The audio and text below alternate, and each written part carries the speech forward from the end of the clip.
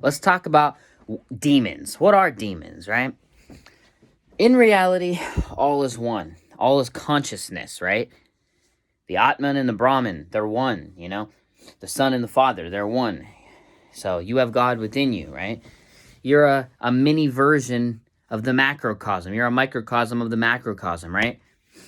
So within you, you have the potential to be heaven or hell, right? Now, let's talk about what makes it hell. It's these demons inside of you. Yes, they don't come from like a place that's outside of you because all is within you, right? So, demons in actuality, if you want to bring it down to earth terms, are subconscious negative patterns, right? Self-sabotaging patterns, right? They're subconscious, so you feel like it's something attacking you. But the truth is, it's within you. It's been created. You are the creator within a body, right? So you living the conditions that fruit that, you gotta, like, when you grow a plant, if the soil is fertile enough to bring that plant to life, you're gonna birth something. So you created these demons. They didn't come from a hell outside of you like religion says. They came from you. They're aspects of you, subconscious aspects of you that are causing resistance to your liberation, right? Like the demon of self-sabotage, it's like it's stopping your progress from elevating, right? And it comes from damages that happened either in a past life or in your childhood in this life, where you just started doubting yourself, everybody's attacking you, coming at you, right? So then you just said, you know what, life's attacking me, I'm just going to get on the side of life, and then maybe if I'm attacking myself, then it'll be fine, And it's like these patterns, like you don't consciously say this, but this is what happens, and then they kind of take on a life of their own, right?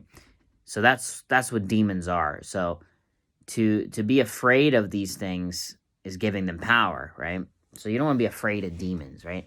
Because like I said, if you want to, if the word demon fucking scares you, then maybe don't use that word demon, because it gives you a false idea of what it is anyway. Literally just bring it back down to earth, and it's a subconscious negative pattern that is resisting me from being happy, All is consciousness, and the act of awakening is getting rid of the barriers that consciousness placed on itself. But you have to understand the source, the ultimate consciousness made this all happen so that you can come to these conclusions and learn these things and be like, oh, that's why I'm infinite. I had to learn what limitation is to understand what no limitation is, right? So it all happens for good reason. So, but no, demons, how do you cast demons out, right?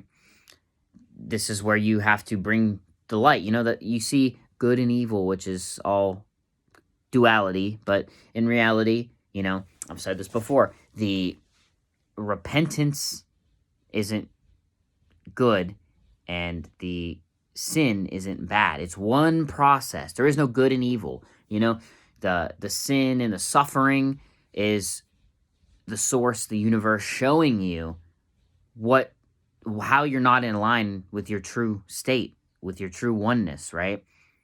And the repentance isn't good. There's no good and bad. That's the point I'm trying to get here. That it's one journey, right? Where you learn go from ignorance to wisdom, right?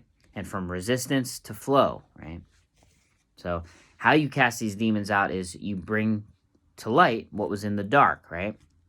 So that's why the whole dark versus light, right? I mean, the dark isn't evil. The dark just is where light hasn't shined on it yet. And what is light? Awareness, consciousness. You got to shine that light of awareness on these aspects of yourself, and then you heal them, right? So yeah, demons can feel like there's something outside of you because they're subconscious, but there's a lot that goes on in your subconscious. Like when you sleep, especially in a spiritual awakening, stuff's very rapidly happening in your subconscious, right? And you sleep and meditation, all these kind of things. But how you cast them out is by shining that light. And what is that light? Awareness is love, bliss, understanding that there's a reason they got to this point. This is like feminine healing, right? That there's a reason they got this way. They were just not shown love. It was an aspect to yourself that wasn't shown love. So it created a shell around itself and started attacking itself, right? Separating itself. It's a part of you that's pretending that it's attacking you when really all is one in the microcosm and the macrocosm, right? So you just have to shine.